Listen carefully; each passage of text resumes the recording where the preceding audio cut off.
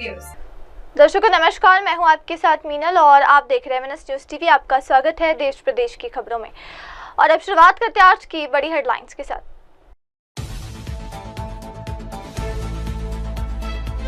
फरीदकोट में डीएसपी राजनपाल रिश्वत मांगने के आरोप में गिरफ्तार, एसएसपी कार्यालय को भी दी घूस की पेशकश। केंद्रीय मंत्री किरण रिजिजू ने हज 2026 की तैयारियां शुरू की, हज 2025 को बताया सबसे सफल यात्रा। बीजेपी सांसद वैजयंत जय पांडा ने महिला सशक्तिकरण के प्रयासों की सराहना। और अब खबरें विस्तार के साथ। फरीदकोट में रिश्वत मांगने के आरोप में डीएसपी गिरफ्तार, एसएसपी कार्यालय को भी दी थी घूस की पेशकश। फरीदकोट पुलिस ने महिलाओं और बच्चों के खिलाफ अपराध शाखा में तैनात डीएसपी राजनपाल को एक घरेलू विवाद मामले में रिश्वत मांगने के आरोप में गिरफ्तार किया है। आरोप है कि डीएसपी ने पहले पीड़ित पक्ष से रिश्वत की मांग की और बाद में अपने खिलाफ दर्ज शिकायत को सुलझाने के लिए एसएसपी कार्यालय को भी घूस देने की पेशकश की।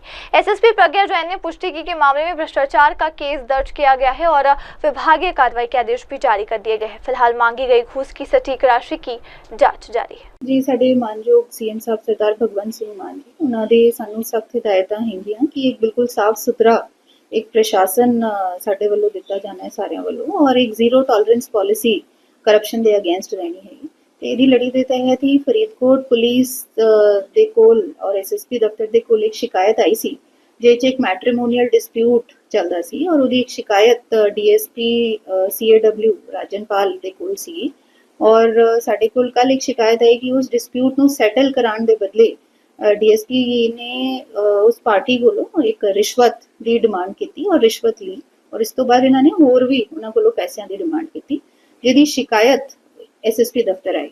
ਉਹ ਸ਼ਿਕਾਇਤ ਜਦੋਂ ਐਸਐਸਪੀ ਆਫਿਸ ਆਈ ਤਾਂ ਜਦੋਂ ਡੀਐਸਪੀ ਰਾਜਨਪਾਲ ਨੂੰ ਇਸ ਗੱਲ ਦੇ ਬਾਰੇ ਪਤਾ ਚੱਲਿਆ ਤਾਂ ਉਹਨਾਂ ਨੇ ਐਸਐਸਪੀ ਫਰੀਦਕੋਟ ਦੇ ਆਫਿਸ ਨੂੰ ਕੰਟੈਕਟ ਕੀਤਾ, ਇੱਥੇ ਆਏ ਔਰ ਇਹ ਸ਼ਿਕਾਇਤ ਨੂੰ ਰਫਾ ਦਫਾ ਕਰਨ ਦੇ ਏਵਜ ਇੱਥੇ ਇੱਕ ਰਿਸ਼ਵਤ ਦੇਣ ਦੀ ਪੇਸ਼ਕਸ਼ ਵੀ ਕੀਤੀ। ਸੋ ਉਹ ਜਦੋਂ ਮੇਰੇ ਧਿਆਨ 'ਚ ਆਇਆ ਤੇ ਅਸੀਂ ਇਮੀਡੀਏਟਲੀ ਇੱਕ ਐਕਸ਼ਨ ਉਹ 'ਚ ਲਿਆ ਔਰ ਇਹ 'ਚ ਇੱਕ FIR ਇਮੀਡੀਏਟਲੀ ਰਜਿਸਟਰ ਹੋਈ, FIR number 289 under section 7 and 8 of PC Act at PS City Faridkot ਔਰ ਉਸ FIR के रजिस्टर होने तो बाद कंसर्न ਜਿਹੜੇ ਅਕਿਊਜ਼ਡ ਨੇ ਉਹਨਾਂ ਦੀ ਅਰੈਸਟ ਹੋ ਚੁੱਕੀ ਹੈ और अगे ਇਹਦੇ ਵਿੱਚ ਕਾਨੂੰਨੀ ਕਾਰਵਾਈ ਕੀਤੀ ਜਾਏਗੀ। ਕਿੰਨੇ ਪੈਸੇ ਪਹਿਲਾਂ ਜਿਹੜੇ ਇਹਦੇ ਵੱਲੋਂ ਰਿਸ਼ਵਤ ਲਈ ਗਈ ਸੀ ਔਰ ਕਿੰਨੇ ਪੈਸਿਆਂ ਦੀ ਡਿਮਾਂਡ ਜਿਹੜੀ ਕੀਤੀ ਜਾਏਗੀ ਜੀ? ਜੋ ਇਨੀਸ਼ੀਅਲ ਸਾਡੇ ਕੋਲ ਇਨਫੋਰਮੇਸ਼ਨ ਹੈ ਐਸ ਪਰ ਦਾ FIR ਰਿਪੋਰਟ 1 ਲੱਖ ਰੁਪਏ ਦੀ ਇੰਟੀਮੇਸ਼ਨ ਸਾਡੇ ਕੋਲ ਹੈਗੀ ਔਰ ਅੱਗੇ ਇਹਦੇ ਵਿੱਚ ਤਫਤੀਸ਼ ਜਾਰੀ ਹੈ। ਜੋ ਵੀ ਫੈਕਟਸ ਅੱਗੇ ਆਣਗੇ ਉਹ ਅਸੀਂ ਤੁਹਾਡੇ ਨਾਲ ਸ਼ੇਅਰ ਕਰਾਂਗੇ। ਪ੍ਰਾਈਮਾ ਫੇਸੀ ਅਭੀ FIR ਰਜਿਸਟਰ ਹੋਈ ਹੈ, ਅੱਗੇ ਤਫਤੀਸ਼ ਅਗਰ ਹੋਰ ਕਿਸੇ ਦਾ ਕੋਈ ਰੋਲ ਆਊਗਾ ਤੇ ਉਹਦੇ ਖਿਲਾਫ ਵੀ ਅਸੀਂ ਸਖਤ ਤੋਂ ਸਖਤ ਕਾਰਵਾਈ ਕਰਾਂਗੇ। ਸਾਡੇ ਡੀਜੀ ਸਰ ਨੇ ਵੀ ਸਾਨੂੰ यही हमेशा एक किया है कि एक बिल्कुल क्लीन और इफेक्टिव गवर्नेंस देने की कोशिश पुलिस फरीदकोट पुलिस दी रही है। उन्हां दी डायरेक्शन से पूरी पंजाब पुलिस इसी एक टीचे ते काम कर रही है कि लोकां नू एक ट्रांसपेरेंट और एफिशिएंट प्रोफेशनल पुलिसिंग असी दईए। तो इहदे विच अगर कोई भी इस तरह के काम ਕਰਨ ਦੀ ਕੋਸ਼ਿਸ਼ ਕਰਦਾ ਹੈ ਜਾਂ ਫਿਰ ਉਹ ਸਾਡੇ ਧਿਆਨ ਚ ਆਊਗਾ ਤੇ ਅਸੀਂ ਉਹ ਚ ਇੱਕ ਸਵਿਫਟ ਐਕਸ਼ਨ ਅਸੀਂ ਲਵਾਂਗੇ। दैट इज अंडर इन्वेस्टिगेशन और वो फिर ਅਸੀਂ during the course of investigation ਅਸੀਂ ਦੱਸ ਦਾਂਗੇ। और अब देखते हैं अगली खबर। हज 2026 की तैयारियां शुरू, हज 2025 को बताया सबसे सफल। केंद्रीय मंत्री किरण रिजिजू का बयान। केंद्रीय मंत्री किरण रिजिजू ने शुक्रवार की घोषणा की एक हज 2026 के लिए आधिकारिक तैयारियां आज से शुरू कर दी गई है। उन्होंने हज 2025 को हाल के वर्षों का सबसे बेहतर प्रबंधित और सफल हज यात्रा करार दिया। किरण रिजिजू का बयान है कि हमने आज से हज 2026 की तैयारियां औपचारिक रूप से शुरू कर दी है। मुझे ये कहते हुए खुशी हो रही है कि हज 2025 को हाल के वर्षों की सबसे सफल और व्यवस्थित हज यात्राओं में से एक माना जा सकता है। 2026 हज का तैयारी आज से हम लोग ने शुरू कर दिया है। मुझे खुशी है कि 2025 का हज आज तक का हज का इतिहास में सबसे अच्छा प्रबंधन और सबसे सक्सेसफुल हज मान सकता है। पिछले साल और उससे पहले हज के दौरान काफ़ी घटनाएं होती थी क्योंकि इतने लाखों की संख्या में लोग जाते हैं और जब इतने लोग जाते हैं तो उसमें कई लोगों का मौतें भी होती हैं। इस बार टोटल फैटेलिटी जो इस दौरान हुए हैं वो 64 है। पिछले साल 200 से ऊपर था, इस बार 64 सिर्फ हम जाने गए हैं, तो वो कई कारण से है। हज का कमेटी का व्यवस्था या किसी कमी से हुआ ऐसा नहीं है, वो जिसका समय आता है या कभी कोई अलग से तकलीफ़ें होते हैं तो जान जा सकते हैं। मैं आज इस हज कमेटी में औपचारिक तौर पर हमने धन्यवाद दिया है। हमारे मिनिस्ट्री ऑफ माइनॉरिटी अफेयर्स के जितने ऑफिसर्स हैं बहुत अच्छा काम किए हैं। साथ साथ में विदेश मंत्रालय के जो गल्फ़ को देखते हैं डिवीज़न, सऊदी अरब में एम्बेसडर और जद्दा में हमारा कौंसल जनरल, फिर जो संबंधित मंत्रालय है सिविल एविएशन, हेल्थ और होम मिनिस्ट्री, सबको हमने धन्यवाद दिया है क्योंकि सबका योगदान बहुत अच्छा रहा है। पिछली बार हमने जब हज कमेटी का काम शुरू किया था, हज पॉलिसी को बहुत जल्दी हमने घोषणा किया।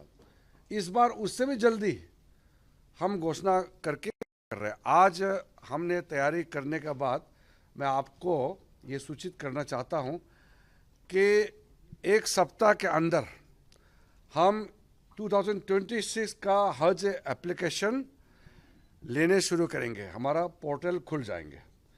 मैं जितने भी 2026 में हाजीस जो जाने वाले हैं, जिसका इच्छा है, उनको मैं निवेदन करना चाहता हूं कि टाइमली जल्दी से जल्दी आप अपना एप्लीकेशन टाइम में भर दिया जाए ताकि कोई भविष्य में तकलीफ ना आए। पिछली बार हमने जब हज कमेटी का काम शुरू किया था, हज पॉलिसी को बहुत जल्दी हमने घोषणा किया। इस बार उससे भी जल्दी हम घोषणा करके काम कर रहे हैं। आज हमने तैयारी करने के बाद मैं आपको ये सूचित करना चाहता हूं कि एक सप्ताह के अंदर हम 2026 का हज एप्लीकेशन लेने शुरू करेंगे। हमारा पोर्टल खुल जाएंगे। मैं जितने भी 2026 में हाजीस जो जाने वाले हैं, जिसका इच्छा है, उनको मैं निवेदन करना चाहता हूं कि टाइमली जल्दी से जल्दी आप अपना एप्लीकेशन टाइम में भर दिया जाए ताकि कोई भविष्य में तकलीफ ना आए। सऊदी अरब का सरकार ने कई टाइमलाइन बहुत स्ट्रिक्टली सेट कर दिया है, जिसको पालन करना आवश्यकता है क्योंकि दुनिया भर का लाखों हाजीज जब सऊदी अरब जाते हैं, मक्का मदीना, तो वहाँ स्पेस का कंस्ट्रेंट होते हैं, वहाँ हर चीज़ रिलीजियसली करना पड़ता है, तो इसमें कोई छूट नहीं होता है। तो हम कहना चाहते हैं, हमारा भारत की ओर से हम नियम पालन पूरा करेंगे। जितने हाजियों को और टूर ऑपरेटर्स को भी मैं बहुत स्ट्रिक्टली कहना चाहता हूं, जो टाइमलाइन सेट किया है वो टाइमलाइन मेंटेन करना पड़ेगा। हज कमेटी ऑफ इंडिया को भी मैंने बता दिया है कि पूरा टाइमलाइन में जो पेमेंट पैसे डिपॉजिट करना होता है सऊदी अरब सरकार को, वो टाइमलाइन जो आखिरी टाइमलाइन होता है उससे पहले सब कुछ पूरा करना जरूरी है। कुछ पॉइंट्स है मैं आपके माध्यम से बताना चाहता हूं। जो एकोमोडेशंस होते हैं उसमें मुझे काफ़ी सुझाव दिया गया है। मेन और वुमेन, पुरुष और महिला को अलग अलग एकोमोडेशन के लिए जो रिक्वेस्ट आया है उसको हम लोग सोच रहे हैं, उसी प्रकार से हम लोग सुविधा के अनुसार करेंगे। और सऊदी अरब सरकार ने भी इसी लाइन में अनुरोध किया है। 65 ईयर्स से ऊपर, 65 साल से जो ज़्यादा वाला हमारे हाजी से, उनके लिए कंपेनियन, उनको देख रेख के लिए जो जाना होता है वो मैंडेटरी है, वो ज़रूरी है और उसको पालन करना है। हम दो तरीके से सोच रहे हैं इस बार। हज जो 40 और 45 दिन का हज होते हैं वो तो सारा उसी प्रकार से जाते हैं, लेकिन एक शॉर्ट हज भी हो सकते हैं क्योंकि जो कोर हज होते हैं मक्का में वो 5 दिन के लिए होते हैं। वो तो अनिवार्य है, सबको वहाँ रहना ही है उस समय। वो काबा में, वहाँ अराफात में, उस इलाके में जो भी नियम है मीना में रहने का, वो तो सिस्टम बनाया हुआ है, उसको चेंज नहीं कर सकते हैं।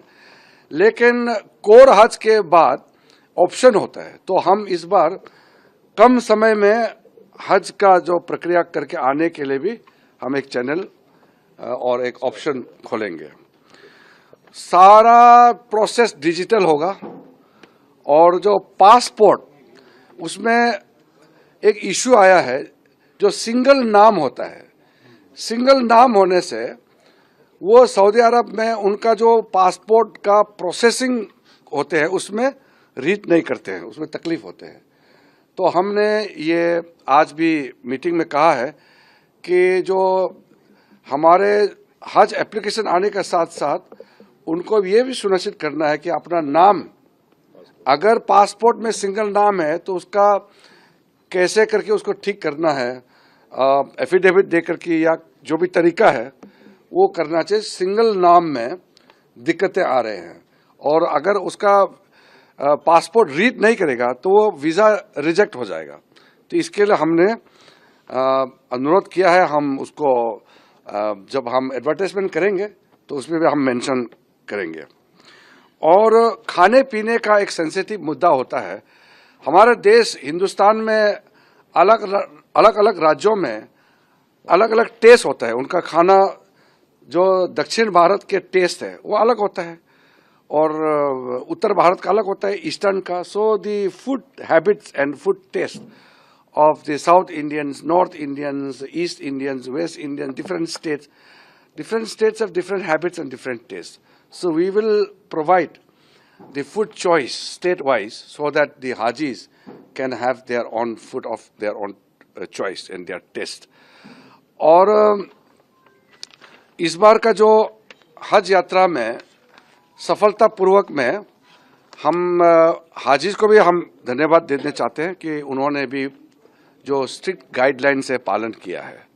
मैं जितने भी 2025 हज यात्रियों को मुबारकबाद देना चाहता हूं, उन्होंने अपना हज पूरा करके वापस आया है। हर मुसलमान का ख्वाहिश होता है जिंदगी में हज जरूर जाना है, तो वो ख्वाहिश पूरा करने के लिए नरेंद्र मोदी जी का सरकार सबका साथ सबका विकास मंत्र को लेकर के चल रहे हैं।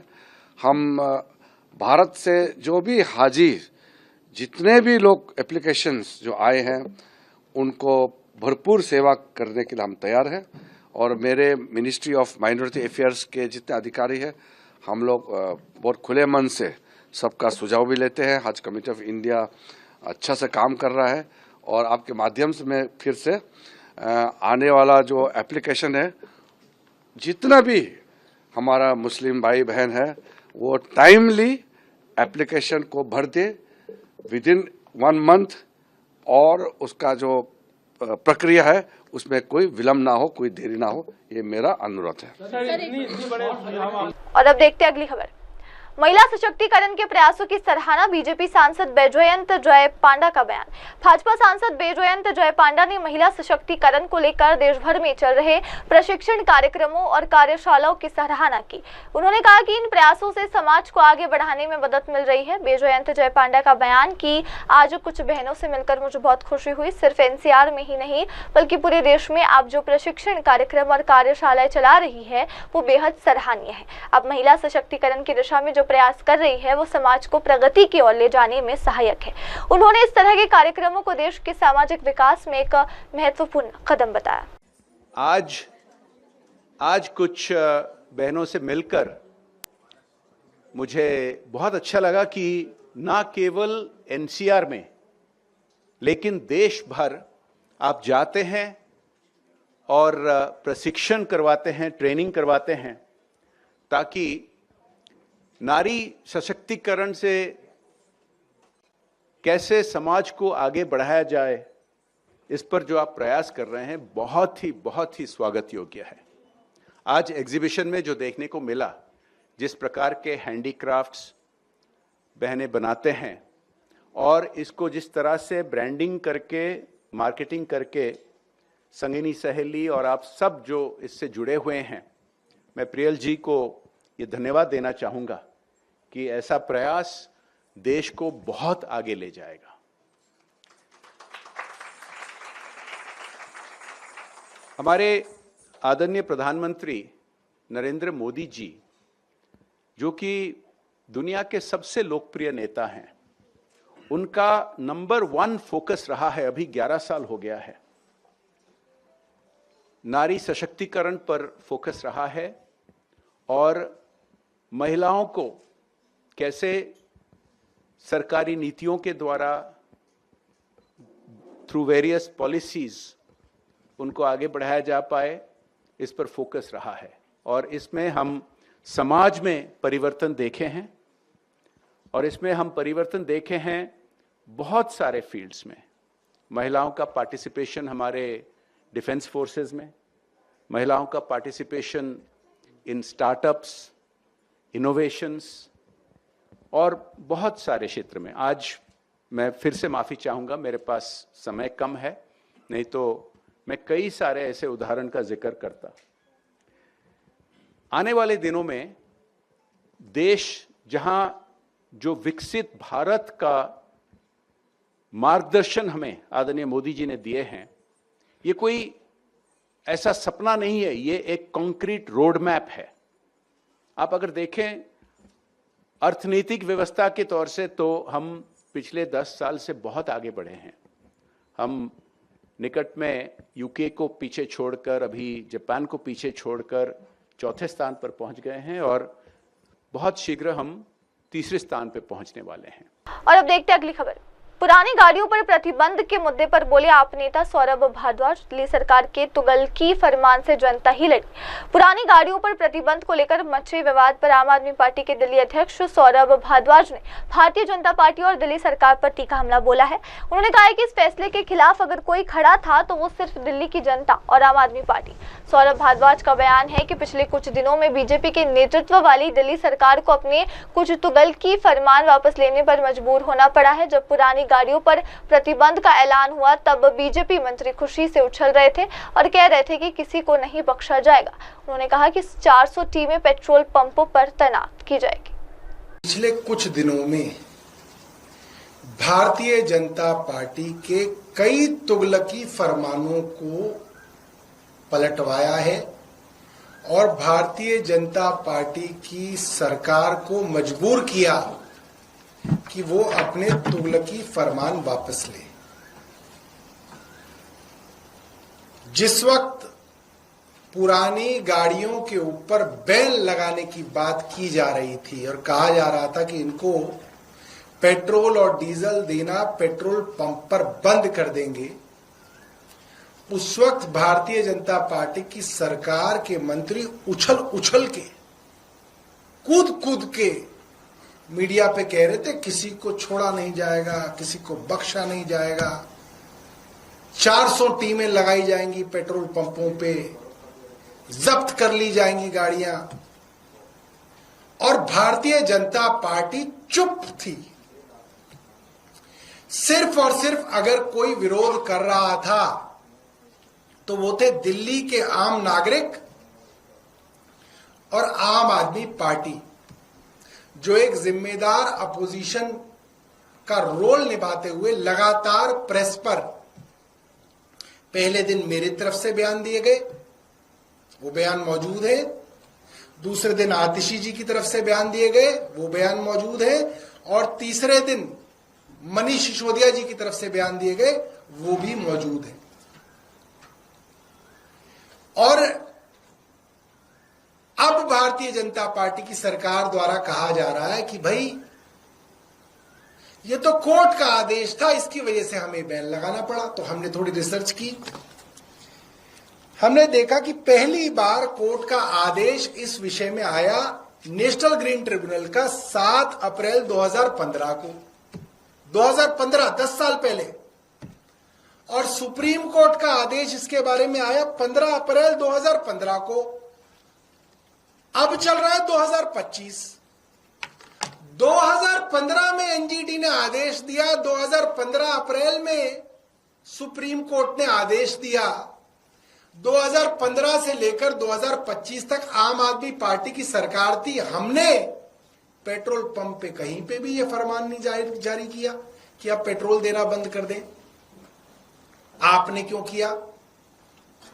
जब चोरी पकड़ी गई तो कल मनजिंदर सिंह सिरसा साहब, जो इनके एनवायरमेंट मिनिस्टर हैं, उन्होंने एक चिट्ठी लिख दी CAQM को कि साहब आपकी वजह से हमने बैन लगाया, ये बैन हम लगा नहीं पाएंगे। और अपने ही जाल में फंस गई भारतीय जनता पार्टी की सरकार। अपने पत्र में भारतीय जनता पार्टी के मंत्री ने कहा कि 23 अप्रैल 2025 को CAQM से इनको डायरेक्शन आई कि पेट्रोल डीजल देना बंद करो, पुरानी गाड़ियों को पेट्रोल डीजल बंद करो। 23 अप्रैल 2025 इनके खुद के पत्र में लिखा हुआ है सिरसा जी के। और अब अगली खबर, बिहार में मतदाता सूची पुनरीक्षण पर बोली टीएमसी सांसद सागरिका घोष, ये बीजेपी की साजिश, लोकतंत्र की नींव पर हमला। तृणमूल कांग्रेस की सांसद सागरिका घोष ने बिहार में चुनाव आयोग द्वारा शुरू किए गए विशेष मतदाता सूची पुनरीक्षण अभियान पर तीखी प्रतिक्रिया दी है। उन्होंने इसे भाजपा की साजिश करार दिया और आरोप लगाया कि इसके जरिए हजारों लोगों के वोटिंग अधिकार छीने जा रहे हैं। सागरिका घोष का बयान है कि यह विशेष पुनरीक्षण एक चालाकी से उठाया गया कदम है, ये भाजपा की एक साजिश है। भाजपा चुनाव आयोग की मदद से हजारों लोगों के वोटिंग अधिकार छीन रही है। वोट देने का अधिकार लोकतंत्र की बुनियाद है, लेकिन अब यही छीना जा रहा है। ये जो स्पेशल इंटेंसिव रिवीजन है, ये बीजेपी की एक चालाकी है, बीजेपी का षड्यंत्र है और बीजेपी ईसी के माध्यम से हजार लोगों का वोट देने का अधिकार छीन रही है। चुनाव आयोग लोगों का वोट देने का अधिकार, जो हमारा फ्री एंड फेयर इलेक्शन और हमारा गणतंत्र के लिए जो बेस है, जो फाउंडेशन है, वोट देने का अधिकार छीना जा रहा है।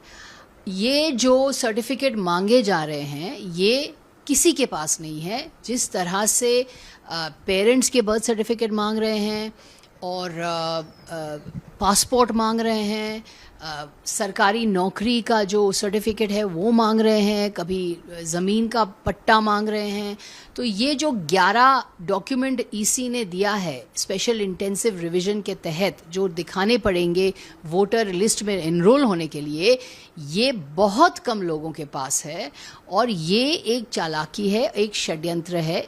हजार लोगों को वोटर लिस्ट से निकालने का षड्यंत्र है। और हम ये भी कहना चाहते हैं कि ये बिहार में लागू कर रहे हैं, पर असली लक्ष्य है बंगाल में बीजेपी जान गई है कि बंगाल में बीजेपी हार रही है, बुरी तरह से हार रही है। वहाँ के एक इंटरनल सर्वे में बीजेपी को पता चला है कि बीजेपी 50 सीट से ज़्यादा उनको नहीं मिल रही है, वो बीजेपी बुरी तरह से बंगाल में हार रही है। इसीलिए षड्यंत्र करके, चालाकी करके, ईसी को इस्तेमाल करके बीजेपी हजार वोटर को वोटर लिस्ट से निकालने की कोशिश कर रही है। और हम ये भी कहना चाहते हैं कि क्या, जैसे हमारे पार्टी चेयरपर्सन ममता बनर्जी ने कहा है कि क्या ये एक तरकीब है एनआरसी को लाने के लिए, कि पीछे की दरवाज़ा के ज़रिए एनआरसी को लाने का ये एक एनआरसी लाने की कोशिश है। तो हम ये कह रहे हैं कि ये बहुत बड़ा एक षड्यंत्र है। बीजेपी जान चुकी है कि वो इलेक्शन में हार रही है, इसीलिए सबसे गरीब, सबसे लाचार जो वोटर हैं उनको वोटर लिस्ट से निकालने की कोशिश है। और देखिए, जो सबसे गरीब है, जो माइग्रेंट है, जो लेबर हैं, जो ग्रामीण इलाके में हैं, जो स्टेट से स्टेट जा रहे हैं मजदूरी के लिए, वो कहाँ से लाएंगे ये सब पहचान पत्र? आइए बढ़ते अगली खबर की ओर। भारी बारिश के बाद गंगा का जलस्तर बढ़ा, कई घाटों का संपर्क टूटा। क्षेत्र में लगातार हो रही भारी बारिश के चलते गंगा नदी का जलस्तर तेजी से बढ़ गया है, जिससे कई घाटों का संपर्क पूरी तरह कट गया है। नदियों के किनारे बसे क्षेत्रों में बाढ़ जैसी स्थिति बन गई है। प्रशासन की ओर से चेतावनी जारी की गई है और लोगों को निचले इलाकों से दूर रहने की सलाह दी गई है। राहत एवं बचाव दल अलर्ट पर है और हालात पर कड़ी नजर रखी जा रही है। संबंधित जिलों में आपदा प्रबंधन टीमें तैनात कर दी गई है।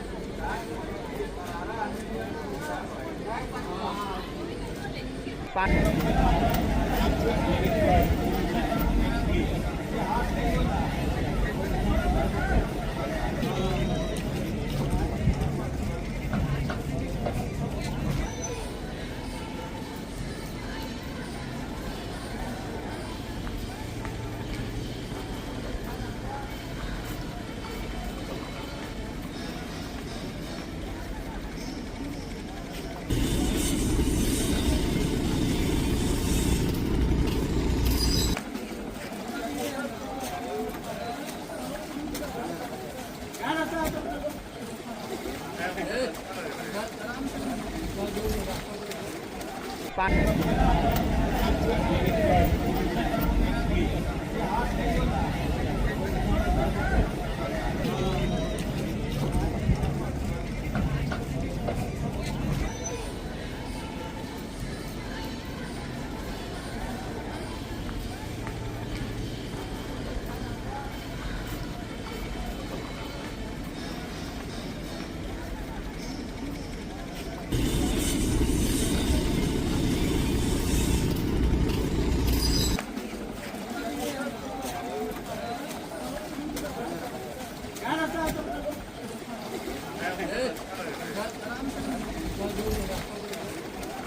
में पानी की जो स्थिति है, आपस में एक दूसरे घाटों का संपर्क लगभग टूटता जा रहा है।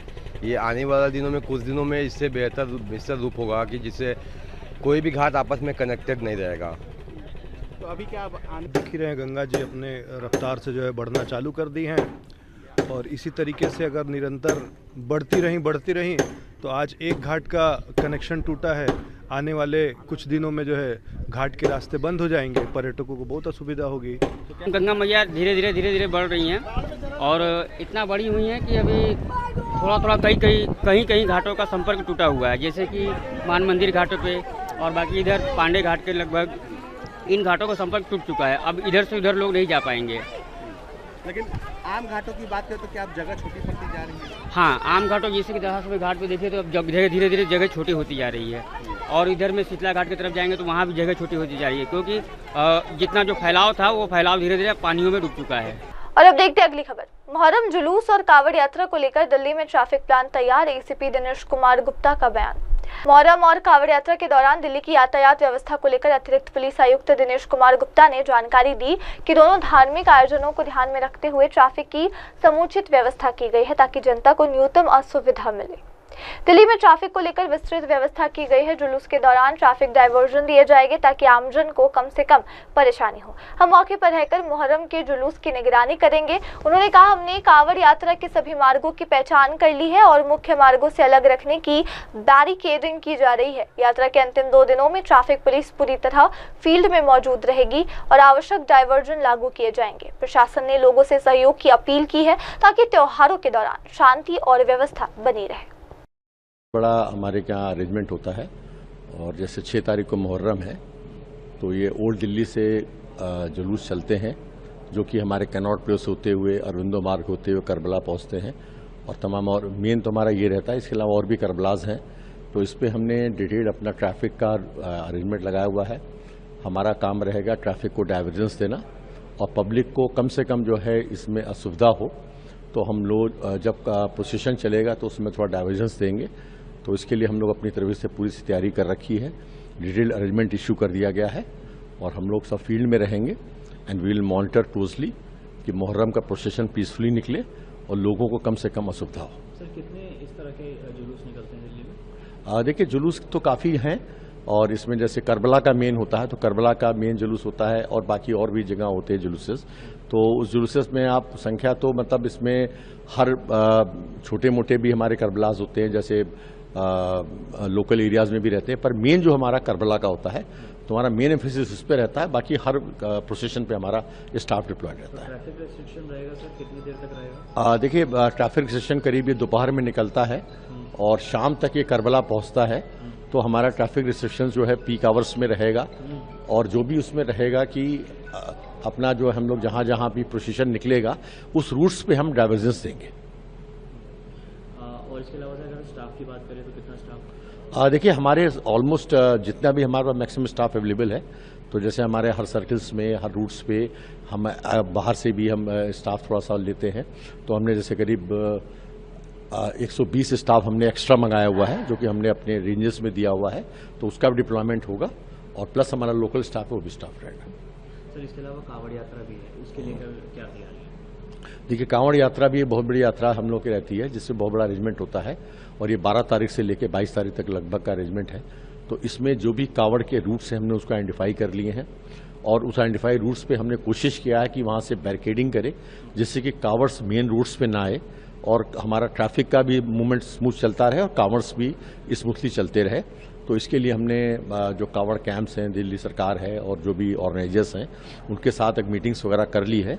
हमारे एक नोडल अफसर्स जो है डीएम के ऑफिस में हैं, तो जिससे कि एक सिंगल विंडो सिस्टम इस बार दिल्ली गवर्नमेंट ने करवाया था कि जिससे कि लोगों को कम सुविधा हो, तो सिंगल विंडो सिस्टम भी चल रहा है। और साथ में हमने कोशिश किया है कि पूरी बैरिकेडिंग्स करवाएंगे साइड्स में, फुटपाथ पे, जिससे कि कावर्स जो है मेन ट्रैक में ना आए। और लास्ट में जो हमारा 2 दिन डार्क कावर्स का रहता है उसमें हमारे चैलेंजेस थोड़ा ज़्यादा हो जाते हैं, क्योंकि वो रोड्स पे ही गाड़ियाँ चलती हैं। उस दौरान हमारा ट्रैफिक का डिप्लॉयमेंट रहेगा और जहाँ जहाँ हमें डाइवर्जेंस होना होगा हम करेंगे और कावर्स की यात्रा अच्छी निकल जाए और पब्लिक को कम सुविधा हो, ये हमारा मोटिव रहेगा। और अब देखते हैं अगली खबर। कोटिया मेडिकल कॉलेज हादसे को लेकर स्वास्थ्य मंत्री वीणा जॉर्ज के खिलाफ प्रदर्शन कर रहे बीजेपी कार्यकर्ताओं पर पुलिस ने चलाया वाटर कैनन।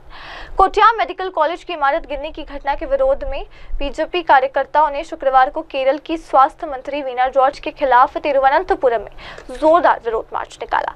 प्रदर्शनकारियों की भीड़ को तितर-बितर करने के लिए पुलिस को पानी की बौछार का सहारा लेना पड़ा। इस हादसे में एक व्यक्ति की मौत हो गई थी, जबकि कई लोग घायल हुए थे। बीजेपी नेताओं ने मंत्री के इस्तीफे की मांग की और स्वास्थ्य विभाग पर लापरवाही का आरोप लगाया। पुलिस ने प्रदर्शनकारियों को रोकने के लिए सुरक्षा के कड़े बंदोबस्त किए थे।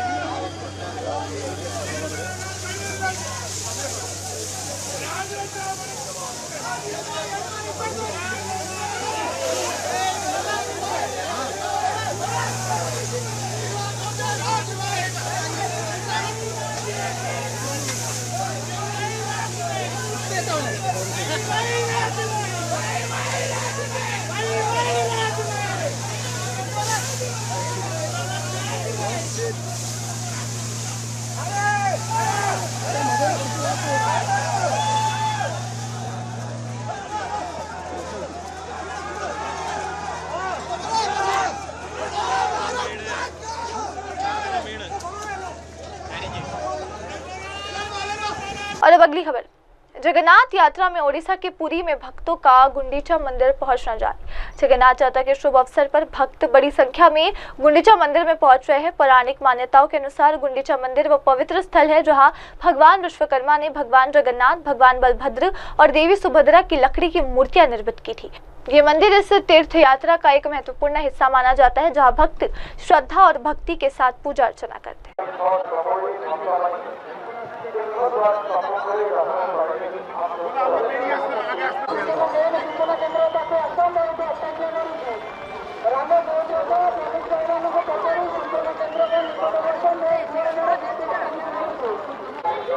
হ্যালো বাইরে খোলা করে রয়েছে। স্বর্ণপ্রভা জানা সূচনা কেন্দ্র পাঠক আসন্তু। স্বর্ণপ্রভা জানা ভবনেশ্বর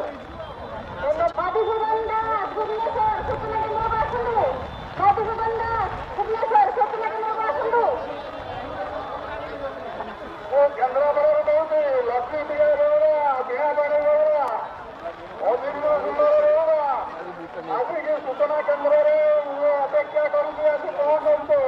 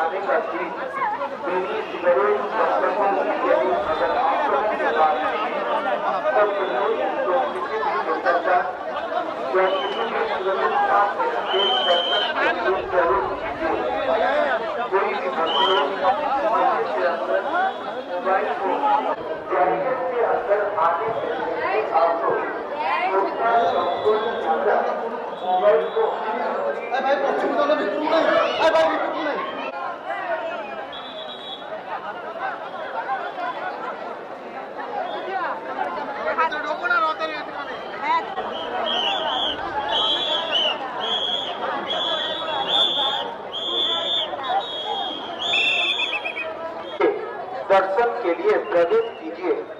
आप लोग बैरिकेड के अंदर प्रवेश करने के बाद मोबाइल फोन, जूता, छतरी इत्यादि रखने की और कोई भी व्यवस्था नहीं है। आप लोगों को बैरिकेड के बाहर आना ही पड़ेगा, इसीलिए अनुरोध करते हैं।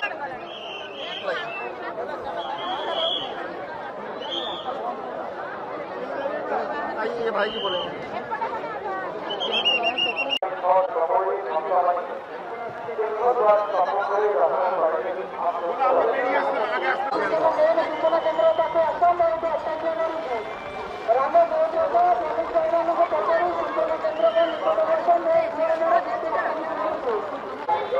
হ্যালো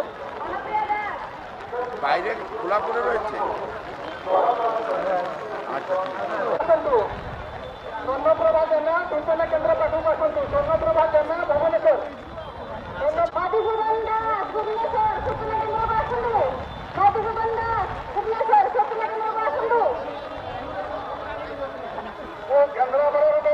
ଲକ୍ଷ୍ମୀ ଟିକେ ବିନା ବାଣୀ ଅଭିନ୍ନ ଆସିକି ସୂଚନା କେନ୍ଦ୍ରରେ ମୁଁ ଅପେକ୍ଷା କରୁଛି। ଆସି ପହଞ୍ଚନ୍ତୁ।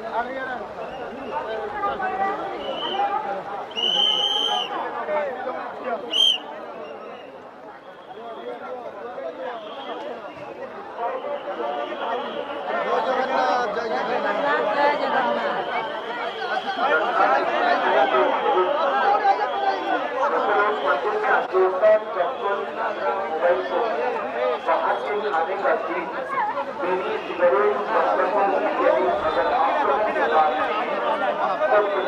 तो किसी भी दुर्घटना या किसी भी सुरक्षा जरूर कोई भी मसले के अंदर मोबाइल को जैकेट के अंदर आने से आपको मोबाइल को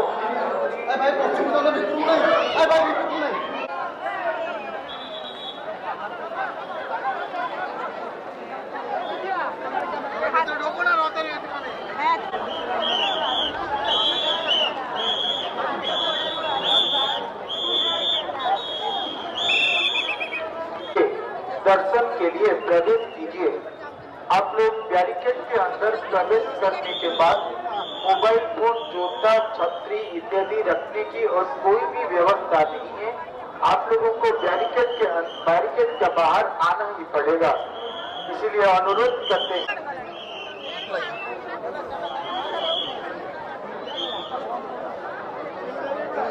ये भाई जी बोलेंगे। क्या नाम है, कहाँ से आए हैं? फुलवानी। ये पूरी सारंगढ़। हाँ, गुंडीचा मंदिर में आया। हाँ, बहुत अच्छा है। क्या? हाँ, ठीक है सब। मेरा नाम साइसिस पंडा है। तो हम बरहमपुर से आए थे जगन्नाथ जी के दर्शन के लिए। आज आए थे, कल भी दर्शन करेंगे। कल हमारे रथ खींचेंगे और बहुत अच्छा लगा आकर, दिल को सुकून मिल गया। तो ऐसे बारिश में आकर भी हम जब जगन्नाथ जी को दर्शन कर लिए तो दिल को बहुत सुकून मिला, आत्मा पवित्र हो गया। Thank you. प्रीतम पाड़ी है, भुवनेश्वर से। बढ़िया दर्शन हुआ, इतना लंबा लाइन के बाद बढ़िया दर्शन हुआ, मन खुश हो गया। जय जगन्नाथ। हाँ, कल फिर आने के थे। हम तो ठहरे हैं इधर, अभी हम तो ठहरे हैं इधर। हाँ हाँ, बारिश के बाद भी बहुत लोग आए हैं, बढ़िया खुशी लग रहा है। सौम्य रंजन, भुवनेश्वर से। ये बताइए कैसा लग रहा है? बहुत अच्छा लग रहा है, आज बहुत आध्यात्म फील हो रहा है। कल की तैयारी जरूर है। हम लोग इधर रूम लेके रहे हैं ताकि हम लोग कल सुबह से जल्दी, जितना जल्दी हो सके आके भगवान का दर्शन करेंगे रथ पर। यही तो भगवान का कृपा है, ताकि सारे भक्त एक साथ आ सके। कोई बुजुर्ग भी हो तो भी उनको सफोकेशन ना हो, वो भगवान का कृपा है। कपिल बिशोई, हम कोरापुट काकरीमा से आए। बहुत अच्छा दर्शन हुआ है। कल तो रहेंगे, बावड़ा दिखेंगे। मेरा फैमिली पूरा है यहाँ। हाँ हाँ, हमेशा बावड़ा में हम आते हैं।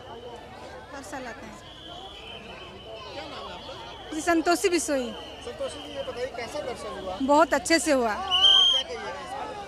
नहीं, जब भी हम हर साल आते हैं, वो जब वो बुलाते हैं तभी आ सकते हैं। आप आपकी इच्छा से आप आ नहीं सकते हैं।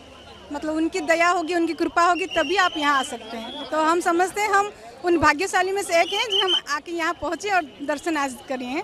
और हम रुकेंगे और 3 दिन रुकेंगे, दर्शन करके ही जाएंगे। कैसा लगता है जब आप भगवान के पास आते हैं? वो तो बोल नहीं सकते, वो तो मतलब भगवान का और भक्त का एक कनेक्शन होता है ना, वो देख के ही मतलब आत्मविभोर हो जाता है। बारिश के बावजूद इतनी बड़ी संख्या में लोग आए हैं। वही तो उनकी महिमा है, चाहे बारिश हो, चाहे धूप हो, जो भी हो। लेकिन आपको ना, मतलब आपको पता नहीं चलता, मतलब बारिश हो रहा है, क्या हो रहा है, कुछ नहीं। उनको देखना है, मतलब उनको देखना, उनका दर्शन ही मतलब मेन है यहाँ पे, और कुछ नहीं। और अब बढ़ते अगली खबर की ओर। मंत्री रणवीर सिंह गंगवा ने महाराजा दक्ष प्रजापति की जन्म जयंती के भव्य समारोह की जानकारी दी। मंत्री रणवीर सिंह गंगवा ने कहा कि हमारे पूर्वजों, संतों और ऋषियों की जन्म जयंती आज सरकार स्तर पर मनाई जा रही है। इसी परंपरा के तहत, जैसा कि मैंने बताया, महाराजा दक्ष प्रजापति की जन्म जयंती 13 जुलाई को भव्य रूप से मनाई जाएगी। इस कार्यक्रम के मुख्य अतिथि हमारे सम्मानित मुख्यमंत्री नायाब सिंह सैनी होंगे। कई मंत्री, विधायक और नेता भी इस कार्यक्रम में शामिल होकर महाराजा दक्ष प्रजापति की जन्म जयंती का उत्सव मनाएंगे। जितने भी हमारे महापुरुष हुए हैं, चाहे हमारे संत महात्मा हुए हैं उनकी जन्म जयंतियां सरकारी स्तर पे मनाई जा रही है। और इसी कड़ी के अंदर जैसे मैंने कहा कि महाराजा दक्ष प्रजापति की जयंती 13 जुलाई को भिवानी में मनाई जाएगी। उसमें मुख्य अतिथि आदरणीय हमारे यशस्वी मुख्यमंत्री नायब सैनी जी होंगे। अनेक मंत्रीगण, विधायकगण और नेतागण वहां उत्तीर्ण पहुंच करके और महाराजा दक्ष प्रजापति जी की जयंती मनाएंगे।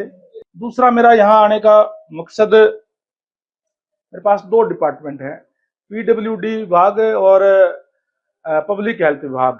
उनकी मैंने अफसरों की मीटिंग भी बुलाई है और जो जरूरी दिशा निर्देश देना, मानसून का समय है और सारे कामों का रिव्यू लेने के लिए भी मैंने आज विशेष तौर से और जरूरी दिशा निर्देश देने के लिए भी आज डिपार्टमेंट के लोगों से क्योंकि मीटिंग बुलाने का काम यहाँ किया है, इसलिए आज मैं विशेष तौर से यहाँ पहुंचा हूँ।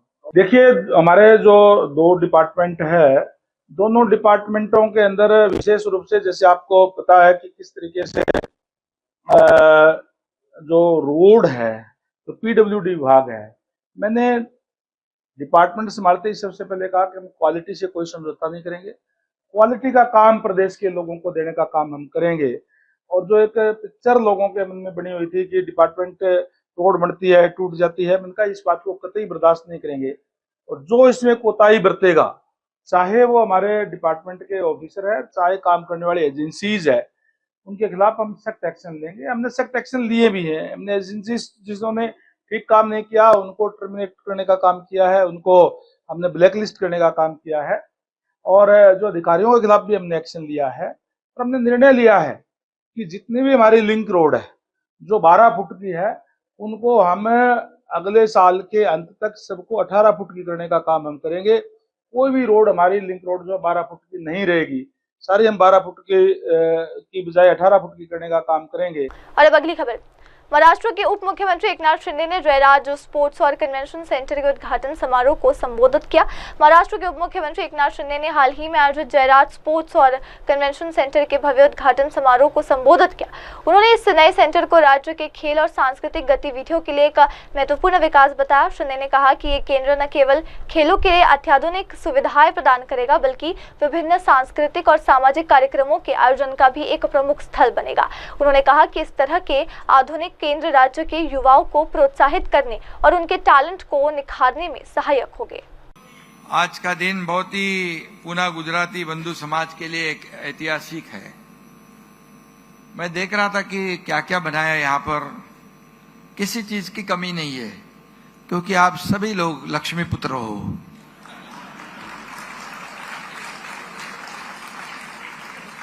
तो कोई कमी पड़ने की बात ही नहीं है और इसके लिए अब सपना जो आपका है ये वास्तव में आ गया, आज पूरा हो गया। और मैं ये भी कहूंगा कि मोदी जी जिन कार्यों का भूमि पूजन करते हैं वे तेज गति से पूर्ण होते हैं।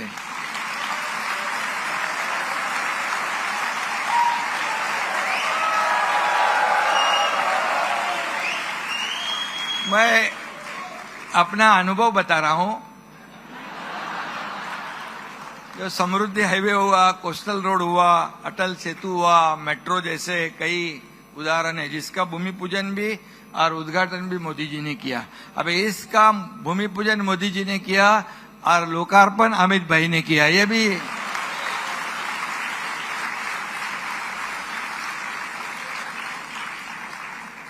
क्योंकि अमित भाई और मोदी जी हमारे लिए कोई अलग नहीं है। मोदी जी की छाया अमित भाई है और अमित भाई का स्पर्श होने पर उस कार्य का सोना हो जाता है। जैसे मैंने अभी कहा कि आप सभी लोग लक्ष्मी पुत्र हो और मुझे हमारे आनंद दिगे साहब के बताए हुए बातों की याद आती है। बोले कोई भी शहर हो, कोई भी बड़े बड़े गृह संकुल हो, नए शहर बसे, लेकिन वहां जब तक बाजार पेट नहीं है तब तक उस शहर की शोभा नहीं बढ़ती। और वो व्यवसाय और बाजार पेट बनाने वाले आप लोग हो क्योंकि आप व्यापारी हो और इसीलिए आपके बिना कोई शहर की शोभा बढ़ती नहीं। और अभी फिलहाल के लिए बस इतना ही। लेंगे एक छोटा सा ब्रेक के बाद लौटेंगे और देखेंगे देश दुनिया की तमाम बड़ी खबरें। तब तक के लिए आप जुड़े रहे मेरी सहयोगी शुभा के साथ और देखते रहिए MNS न्यूज टीवी। नमस्कार। नमस्कार, मैं हूं Abhishek Bachchan. Keep watching MNS news. आप देख रहे हैं MNS न्यूज, सच जरूर।